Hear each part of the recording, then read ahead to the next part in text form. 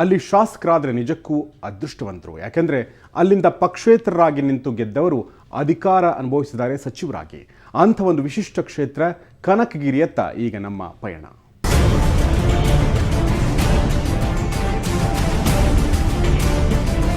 ಕಣ್ಣಿದ್ದವರು ಕನಕಗಿರಿ ನೋಡಬೇಕು, ಕಾಲಿದ್ದವರು ಹಂಪಿ ನೋಡಬೇಕು. ಹೌದು, ಇಂಥ ಐತಿಹಾಸಿಕ ಕನಕಗಿರಿ ಕ್ಷೇತ್ರದಲ್ಲಿ ಇದೀಗ ರಾಜಕೀಯದ್ದೇ ಗುಂಗು. ಕಳೆದ ಬಾರಿ ಪಕ್ಷೇತರ ಶಾಸಕರಾಗಿ ಆಯ್ಕೆಯಾದಂತಹ ಶಿವರಾಜ್ ತಂಗಡಗಿ ಈ ಬಾರಿ ಕಾಂಗ್ರೆಸ್ನಿಂದ ಸ್ಪರ್ಧೆಗಳಿಯಲ್ಲಿದ್ದಾರೆ. ಇನ್ನು ಬಿಎಸ್ಆರ್ನಿಂದ ಮುಕುಂದರಾವ್ ಭವಾನಿಮಠ್ ಹಾಗೂ ಕೆಜೆಪಿಯಿಂದ ಬಸವರಾಜ ದಡೇಸೂಗೂರ್ ಸ್ಪರ್ಧೆಗಳಿಯಲ್ಲಿದ್ದಾರೆ. ಸದ್ಯ ಕನಕಗಿರಿ ಕ್ಷೇತ್ರದಲ್ಲಿ ಈ ಮೂವರ ಮಧ್ಯೆ ತ್ರಿಕೋನ ಸ್ಪರ್ಧೆ ಏರ್ಪಟ್ಟಿದೆ.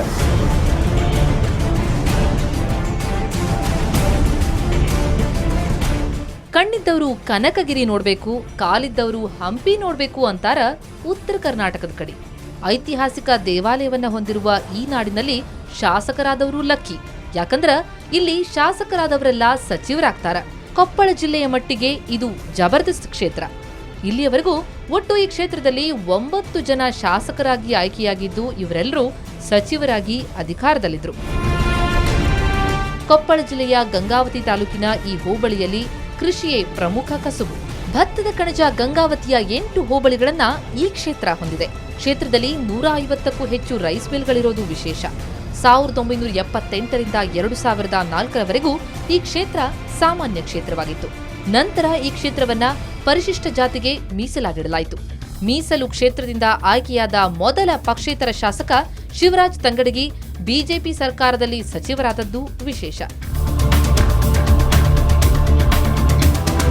ಅವ್ರೇನು ಶಿವರಾಜ್ ತಂಗಡಿಗೆ ಅವ್ರು ನಮ್ಮೂರಿಗೆ ಏನು ಮಾಡಿಲ್ಲ. ನಮ್ಮ ಓಟು ಪಕ್ಷೇತರ ಅಭ್ಯರ್ಥಿಗಳಿಗೆ. ಶಿವರಾಜ್ ತಂಗಡಿಗೆ ನಮ್ಮ ಓಟು ಇಲ್ಲ. ನಮ್ಮದೇ ಆದಂಥ ಒಂದು ಓಟ್ ಇದೆ. ನಾವು ಬೇಕಾದ್ರೆ BSR ಮಾಡ್ತೀವಿ. ಅವರು ನಾವೆಲ್ಲ ಹಿಂದಕ್ಕೆ BJP ಕಾರ್ಯಕರ್ತರು, ಸ್ವತಃ ದುಡ್ದಂಥವ್ರು ಅವ್ರಿಗೆ, ಕ್ಷೇತ್ರದ ಶಾಸಕರಿಗೆ. ಆದರೆ ಹಿಂದೆ BJP ಅಂದರು, ಒಳ್ಳೆ JDS ಅಂದರು, ಮತ್ತು ಈಗ ಒಳ್ಳೆ ಮತ್ತೆ BJP ಅಂದ್ರೆ ಕಾಂಗ್ರೆಸ್ ಅಂತ ಪಕ್ಷಾಂತರ ಪರ್ವ ಮಾಡ್ಕೊಂತ ಹೋದಂದ್ರೆ ಜನರು ಈಗ ತಕ್ಕಪಾಠ ಕಲಿಸ್ತಾರೆ ಈ ಕ್ಷೇತ್ರದಲ್ಲಿ. ಮತ ನಾವು ಈ ಸೈಡ್ KJP. ಜಾತಿ ಬಲಾಬಲ: ಲಿಂಗಾಯತರು 55,000, ಕುರುಬರು 30,000, ಪರಿಶಿಷ್ಟ ಜಾತಿ 14,000, ಪರಿಶಿಷ್ಟ ಪಂಗಡ 15,000, ಇತರೆ 65,000.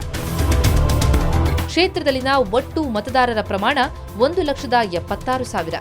ಪುರುಷ ಮತದಾರರು 87,000ದಷ್ಟಿದ್ರೆ ಮಹಿಳಾ ಮತದಾರರು 89,000ವಿದ್ದಾರೆ. ಲಿಂಗಾಯತ ಮತದಾರರೇ ಹೆಚ್ಚಿನ ಪ್ರಮಾಣದಲ್ಲಿರುವ ಈ ಕ್ಷೇತ್ರದಲ್ಲಿ ಇತರೆ ಮತದಾರರು ಕೂಡ ನಿರ್ಣಾಯಕರು. ಆಂಧ್ರದಿಂದ ವಲಸೆ ಬಂದಿರುವವರ ಕ್ಯಾಂಪ್ಗಳೇ ಸಾಕಷ್ಟಿವೆ. ಕನಕಗಿರಿ ವಿಧಾನಸಭಾ ಕ್ಷೇತ್ರದ ವ್ಯಾಪ್ತಿಯಲ್ಲಿ ಬರುವ ಕಾರಟಗಿ ರಾಜ್ಯದಲ್ಲಿಯೇ 2ನೇ ಅತಿ ದೊಡ್ಡ ಗ್ರಾಮ ಪಂಚಾಯಿತಿ.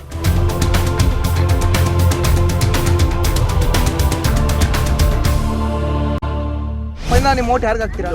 ನಾವು ಈಗ ಯಾರು ಅನುಕೂಲ ಮಾಡ್ಕೊಡ್ತಾರ ಅವ್ರಿಗೆ ಹಾಕ್ತೇವ್ರಿ. ಅನುಕೂಲ ಇಲ್ದವ್ರಿಗಿಲ್ಲ ಇಲ್ಲ ರೀ. ಮತ್ತೆ ಈಗ ಶಿವರಾಜ್ ತಂಗಡಿಗೆ ಏನು ಮಾಡ್ಕೊಟ್ಟಿಲ್ವಾ? ಮಾಡ್ಯಾರ್ರಿ, ಮಾಡಿಲ್ಲ ಅಂತ ಏನು ಹೇಳಂಗಿಲ್ಲ. ಎಲ್ಲೆಲ್ಲಿ ಮಾಡಿರ್ತಾರ, ಎಲ್ಲೆಲ್ಲಿ ಕೊಟ್ಟಿರ್ತಾರ ಏನು ಗೊತ್ತರಿ. ಶಿವರಾಜ್ ತಂಗಡಿಗೆ 5 ವರ್ಷದಲ್ಲಿ ಏನು ಮಾಡಿದ್ದಾರೆ? ಮಾಡ್ಯಾರ್ರಿ ಅವ್ರು. ಮತ್ತೆ ಸರಿ ನೀರ ಬರವಲ್ಲ ಮಾಡಿದ್ದಾರೆ, ಬಟ್ ನೀರು ಬರವಲ್ಲ.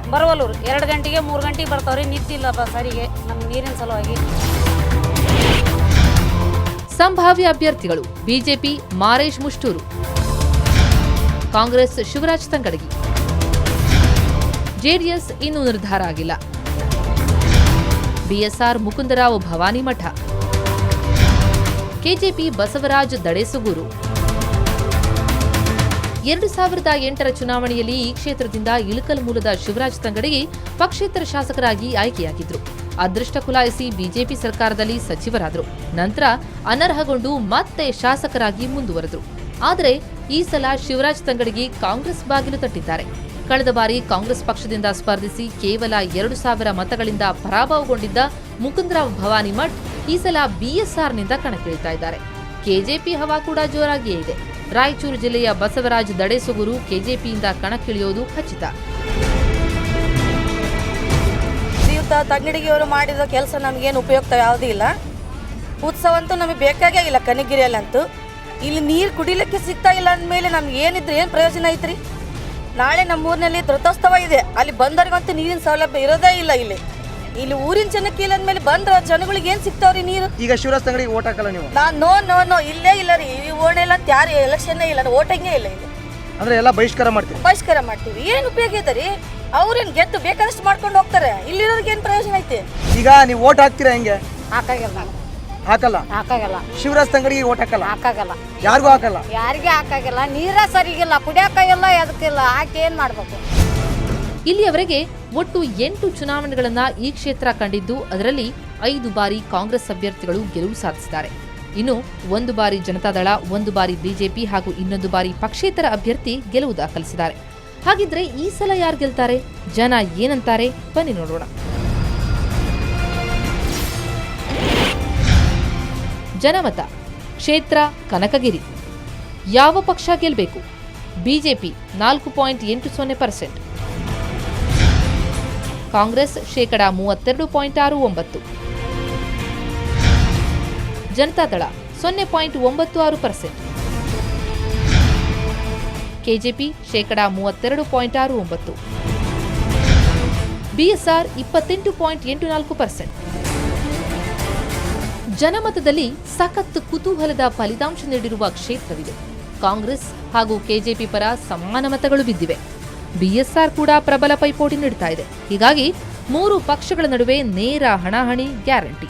ಈವರೆಗಿನ ಜನಮತ ಕ್ಷೇತ್ರದಲ್ಲಿ ಯಡಿಯೂರಪ್ಪ ಮುಖ್ಯಮಂತ್ರಿಯಾಗಬೇಕು ಅಂತ ಮತ ಒತ್ತಿರುವ ಮೊದಲ ಕ್ಷೇತ್ರವಿದು. ಕನಕಗಿರಿ ವಿಧಾನಸಭಾ ಕ್ಷೇತ್ರದಲ್ಲಿ ದಿನದಿಂದ ದಿನಕ್ಕೆ ಚುನಾವಣೆ ಕಾವು ರಂಗೇರ್ತಾ ಇದೆ.